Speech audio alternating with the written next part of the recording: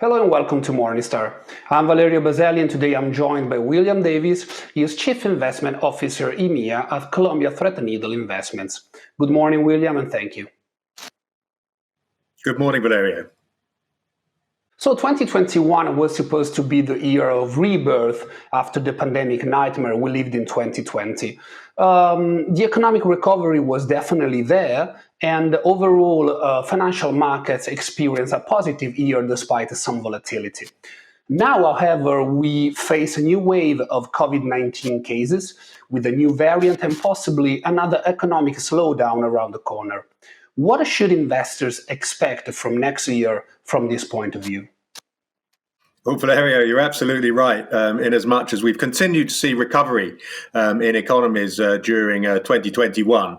But as ever with this pandemic, it throws curveballs into the situation. And that is exactly what we have right now with the emergence of Omicron, the new variant. And what people have again as we face 2022 is a degree of uncertainty as to will this be as significant as Delta? Will it even be worse than Delta? One of the things we've emphasized as we've gone through this is it is not a clear route out of the pandemic just because we start seeing improvement. We've seen successive waves as we've gone through recovery, and this is another of those waves.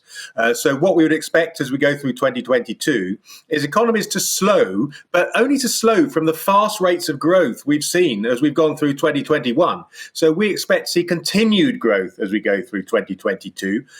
We do expect Omicron to have an effect, particularly at the beginning of the year, and we're seeing that with some of the lockdowns that we're seeing right now.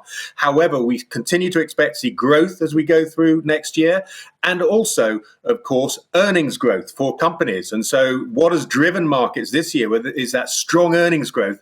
We'd expect to see that continue as we go through next year, in spite of some of the challenges that are throwing themselves up at the moment. Looking at equity markets, where do you see the best opportunities for next year and why? Well, we've certainly seen strength in equity markets around the world in 2021. And as we go into 2022, the big question is, can we see similar gains as we go through next year? We would suggest that the gains are likely to be lower in 2022, but we would still believe that they can be positive. Some of the best areas may be in emerging market equities. For instance, in emerging market equities in 2021, we've barely seen any gains during the year. And we still believe that structurally we will continue to see economic growth within emerging markets, and indeed earnings growth, profits growth as we move forward. Don't get me wrong, there are some challenges for emerging markets. We've seen, for instance, in China, some of the regulatory challenges that companies have seen.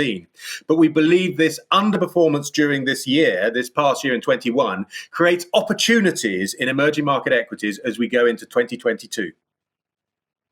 And finally, as you know, inflationary pressures are a source of concern for investors. What are your predictions regarding inflation for next year? And what is the best way for investors to protect their portfolios? Well, Valerio, you're absolutely right that we've seen inflation rise further than we would have thought in 2021. In the US, headline inflation approaching 7%.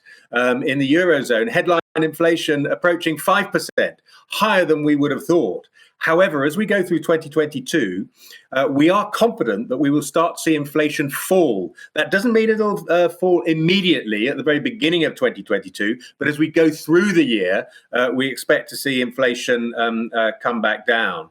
What does this mean for markets? Well, if we look, for instance, at those companies which are price takers and are not able to pass on those cost increases that they're seeing with this bout of inflation, then their margins are going to come under pressure. So it's going to be extremely important to invest in those companies where we see them as price setters and in control of pricing, because they're able to pass those prices on. And actually, inflation may not be a bad thing for some of those companies. So that's what we need to look at, the control of companies in terms of their ability to set prices rather than to be price takers. That will be critical in 2022. Thanks again to William Davies. For Morningstar, Valerio Baselli, thanks for watching.